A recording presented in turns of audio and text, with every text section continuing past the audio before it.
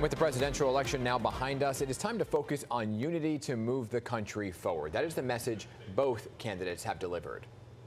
In how we live our lives, by treating one another with kindness and respect, by looking in the face of a stranger and seeing a neighbor, by always using our strength to lift people up, to fight for the dignity that all people deserve. It's time to put the divisions of the past 4 years behind us. It's time to unite. And we're going to try, we have to try, and it's going to happen. Success will bring us together. So just last night, hundreds of people attended an interfaith vigil at the Cathedral of St. John the Divine in Harlem. Reverend Iyanla Vanzant also led a post-election ceremony. And if you missed it, well, she's joining us this morning to share some of her thoughts. So good morning, Reverend, and thanks for taking the time to be with us this morning. Good morning. Thank you for having me. So, regardless of who we voted for, the tension surrounding this election really triggered a lot of emotions in the days and weeks, really, leading up to the election. So what do you think it's going to take for the country to finally come together after such a contentious campaign? Well, I think that the first thing we have to do is to see the commonalities that we all share. I mean, we all really want the same thing, to live in peace, to live in harmony, learning to respect each other's choices and to see ourselves in each other. I think those are the steps that we have to begin to take. Yeah, so do you see, though, a path to the United States becoming a united front, right? Putting the United in United States once again? Yeah. Well, I think the first thing that we have to do is to stop seeing the worst first. We have a tendency to see the worst in somebody before we see the best in somebody. And there are lots and lots and lots of people here. I think another step is going to be to understand that because somebody doesn't agree with you, doesn't see things the way you see them, doesn't mean that you have to hate them or be against them. That's the big thing. We talk about separation. Separation is one thing, but againstness is another. And that is what we have to learn how to live beyond, againstness. So I'm curious, though. So you already mentioned that you think we have more in common than what separates us. So what do you suggest folks do that do have different sets of opinions? Do we confront, do we approach each other? Do we just wait until it becomes a conflict? How do you think that we should best handle that?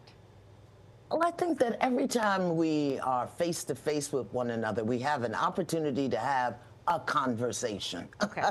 Everything begins with a conversation. And again, understanding there is no right, there is no wrong, there is no good, there just is. And because I don't agree with you or see it the way you see it, doesn't mean that I have to be against you. So we have to master the art of conversation. And we're not teaching that anywhere in our society. Yes, right, getting back to the basics and talking to one another. So you held several healing ceremonies yesterday, right? To help restore balance. And what you said was clearing the energy. So what does that look like? Well, so many people were upset because the person they supported didn't win. And then the people whose candidate did win, they were kind of goading or gloating, and again, againstness. So what we did yesterday was just to give people the opportunity to feel what they felt and let it go. Let it go. Take a breath, let it go. Whether your candidate won or didn't win, so that we could come to a place of neutrality.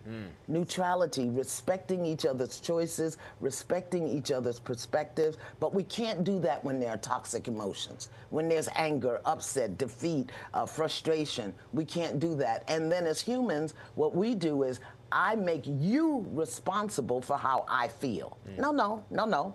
These are my feelings. I have a right to them. And I get to choose how I respond to them.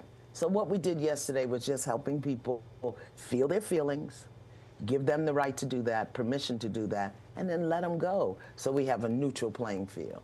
So do you talk it through? Do you do meditation? What's the best way to do that? The first thing is just to acknowledge that you feel that way. Okay. And because not acknowledging it is what makes it toxic. When you judge, this is wrong, this is bad, I shouldn't feel this way, I can't feel that way, and you push it down, you're denying what you feel. So what do you feel? Give it a name. And the thing is, people don't understand a feeling is one word. A thought is a sentence. Yeah. I mean, so getting... And this really works for everything, you know, not just what we're going through with an election, but just life in general, these conflicts. Yeah. I think what you're talking about really could help folks in so many different avenues of life. Are you going to do more of that, right, in the days ahead? Because people may have their feelings on either side for not just yesterday, but obviously for quite some time. Everything. Well, one of the things that I'm preparing for 2025 and this new beginning that we have is Awakening 1 Million. And it's a process, it's a year-long process, just to teach people how to do basic things like feel your feelings, how to have a conversation, how to eliminate againstness, how to grow your compassion, how to see yourself in everything and everyone, and learning how to be okay with it.